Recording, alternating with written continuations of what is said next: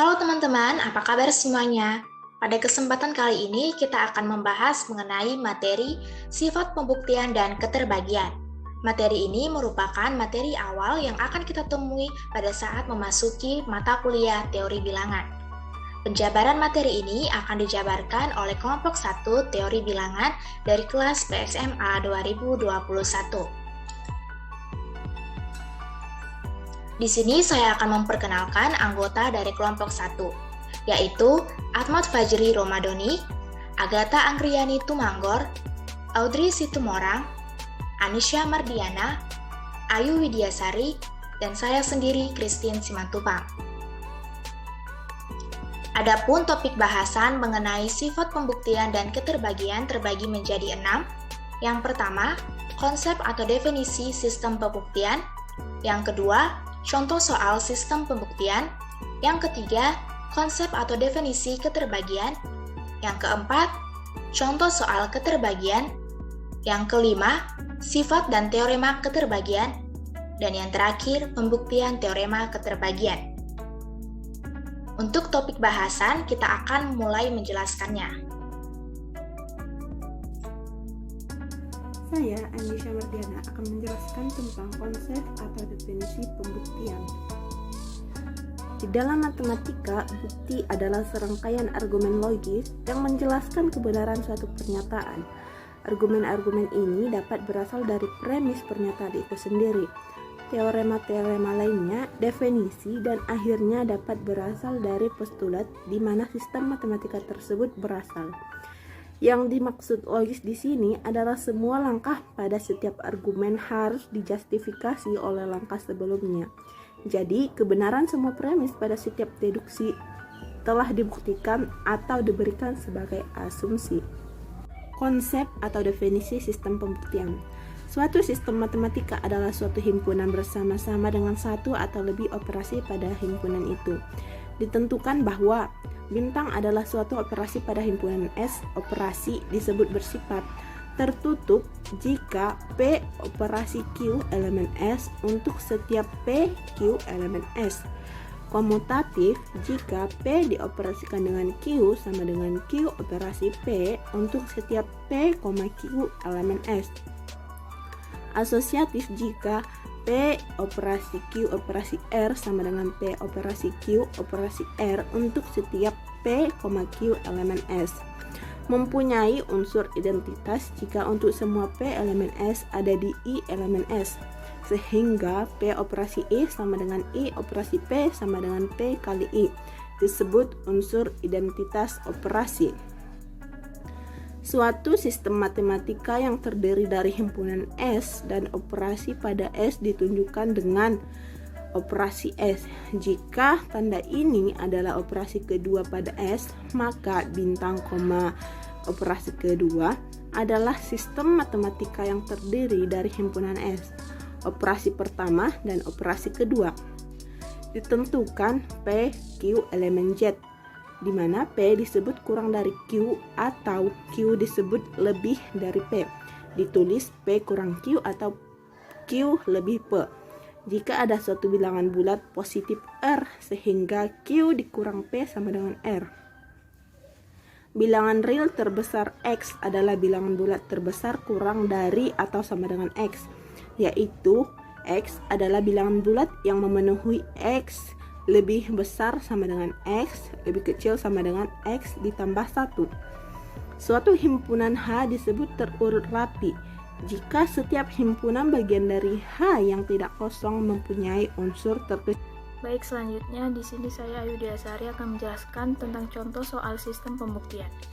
Misalkan, buktikan jika P lebih kecil Q dan R lebih besar 0, maka PR lebih kecil QR. Untuk pembahasannya yaitu diketahui bahwa P lebih kecil Q, maka menurut definisi Q kurang P lebih besar 0. Selanjutnya, karena Q kurang P lebih besar 0 dan R lebih besar 0, maka menurut sifat dasar ketertutupan perkalian urutan bilangan bulat positif, R dalam kurung Q kurang P lebih besar 0. Menurut sifat distributif, R dalam kurung Q kurang P sama dengan RQ kurang RP. Dengan demikian, R lebih dalam kurung Q kurang P lebih besar daripada 0. Terima kasih. Untuk materi selanjutnya akan dijelaskan oleh teman saya. Terima kasih kepada moderator. Di sini saya, Agatha Anggreni Tumanggor, akan menjelaskan bagian konsep atau definisi dari keterbagian. Keterbagian atau divisibility merupakan bahan dasar dalam uraian lebih lanjut tentang pembahasan teori bilangan. Setelah pembahasan tentang FPB dan KPK, sifat-sifat dasar keterbagian dapat diperluas menjadi lebih lengkap dan mendalam. Demikian pula pembahasan tentang FPB dan KPK beserta sifat-sifatnya dapat lebih dikembangkan dan dikaitkan dengan keterbagian. Penerapan algoritma Euclides dalam pembahasan FPB dan KPK merupakan bahan yang memberikan peluang-peluang kemudahan untuk mencari FPB dan KPK dari bilangan yang relatif besar dan untuk menyatakan suatu FPB sebagai kombinasi linear dari bilangan-bilangan komponennya. Slide selanjutnya. Di sini saya akan menyajikan 11 poin tentang keterbagian, 11 definisi. Poin yang pertama, jika P, Q elemen Z, di mana suatu bilangan bulat Q habis dibagi oleh suatu bilangan bulat, di mana P tidak sama dengan 0, jika ada suatu bilangan bulat X, sehingga Q sama dengan PX. Poin yang kedua, jika PQ elemen Z dan P membagi Q, maka P membagi QR untuk semua R elemen Z. Poin yang ketiga, jika PQR elemen Z, di mana P membagi Q dan Q membagi R, maka P membagi R. Poin yang keempat, jika PQ elemen Z, di mana P membagi Q dan Q membagi P, maka P sama dengan lebih kurang Q. Poin yang kelima, jika PQR elemen Z, di mana P membagi Q dan P membagi R, maka P membagi Q tambah R. Poin yang keenam, jika PQR elemen Z, di mana P membagi Q dan P membagi R, maka P membagi QX tambah RY untuk semua XY elemen Z, di mana QX tambah RY disebut kombinasi linear dari Q dan R. Poin yang ketujuh, jika PQR elemen Z, di mana di mana P lebih besar dari 0 dan Q lebih besar dari 0 dan P membagi Q, maka P lebih kecil sama dengan Q. Poin yang kedelapan, jika PQR elemen Z, di mana P lebih besar dari Q, Q lebih besar dari 0, dan P membagi Q, maka P lebih kecil sama dengan Q. Poin yang kesembilan, P membagi Q jika dan hanya jika KP membagi KQ untuk semua K elemen Z dan K tidak sama dengan 0. Poin yang ke-10, jika PQR elemen Z, di mana P tidak sama dengan 0, P membagi Q tambah R dan P membagi Q, maka P membagi R. Poin yang terakhir yaitu ada, jika PQ elemen Z dan P lebih besar dari 0, maka ada bilangan-bilangan R, S elemen Z yang masing-masing tunggal sehingga Q sama dengan RP tambah S dan S lebih besar sama dengan 0 dan S lebih kecil P.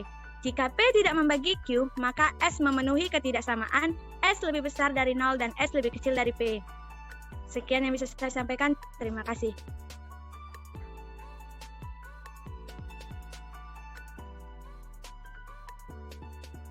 Nama saya Ahmad Fadli Ramadhani. Saya akan menjelaskan contoh soal keterbagian.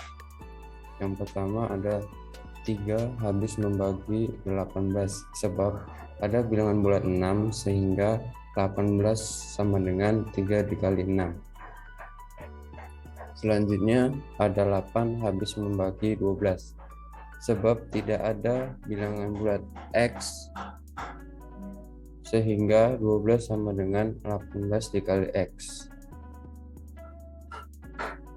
Yang selanjutnya 5 habis membagi min 20, sebab ada bilangan bulat min 4 sehingga min 20 sama dengan 5 dikali 4.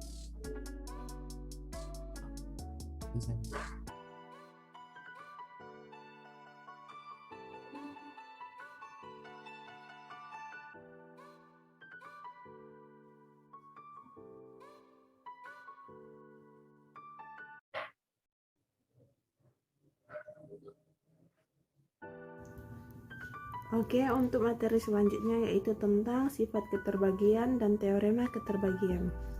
Beberapa sifat sederhana keterbagian adalah yang pertama, P membagi 1 untuk setiap P elemen Z. Yang kedua, 0 membagi P untuk setiap P elemen Z dan P tidak sama dengan 0. Yang ketiga, P membagi P untuk setiap P elemen Z dan P tidak sama dengan 0. Yang keempat, jika Q membagi P, maka kemungkinan hubungan antara P dan Q adalah P lebih kecil dari Q dikali P sama dengan Q atau P lebih besar dari Q. Misalnya 6 bagi 3, 3 bagi 3, atau min 3 bagi 3. Yang kedua, teorema keterbagian. Teorema yang ke-1, jika P, Q elemen Z dan Q membagi P, maka QR membagi P untuk semua R elemen Z. Teorema yang kedua, jika P, Q, R elemen Z, Q membagi P dan R membagi Q, maka R membagi P. Baiklah, kita akan memasuki topik bahasan yang terakhir, yaitu mengenai pembuktian teorema keterbagian. Adapun teorema keterbagian yang kita buktikan adalah teorema keterbagian yang pertama yang sudah dijelaskan pada topik bahasan yang sebelumnya, di mana teoremanya jika P, Q, elemen Z, dan P habis membagi Q, maka P habis membagi Q dikali R untuk semua R elemen dari Z. Z di sini artinya bilangan bulat. Pembuktiannya diketahui pada soal bahwa P merupakan habis membagi Q. Berarti ada suatu bilangan disimbolkan dengan X, di mana bilangan ini merupakan anggota dari bilangan bulat. Sehingga kita nyatakan X dikali R anggota dari bilangan bulat juga. Dari pernyataan ini kita akan menuliskan bahwa Q sama dengan P dikali X. Karena pada teorema yang dibuktikan ada unsur R, maka pada pembuktiannya juga kita akan menggunakan unsur R. Sehingga kita akan mengalihkan kedua ruas dengan R, di mana R adalah anggota dari bilangan bulat. Dapat kita tuliskan menjadi Q dikali R sama dengan P dikali X dikali R. Sama artinya dengan Q dikali R sama dengan P dalam kurung X dikali R. Pada pernyataan sebelumnya kita sudah mengetahui bahwa X merupakan anggota dari bilangan bulat dan R merupakan anggota dari bilangan bulat. Sehingga X dikali R merupakan anggota dari bilangan bulat juga. Nah, kita juga mendapatkan pernyataan bahwa Q dikali R sama dengan P dikali X dikali R. Dari pernyataan ini dan berdasarkan definisi keterbagian, kita dapat menyatakan bahwa P habis membagi Q dikali R. Dengan demikian, teorema keterbagian yang pertama sudah terbukti. Demikian penjelasan dari pembuktian teorema keterbagian yang pertama.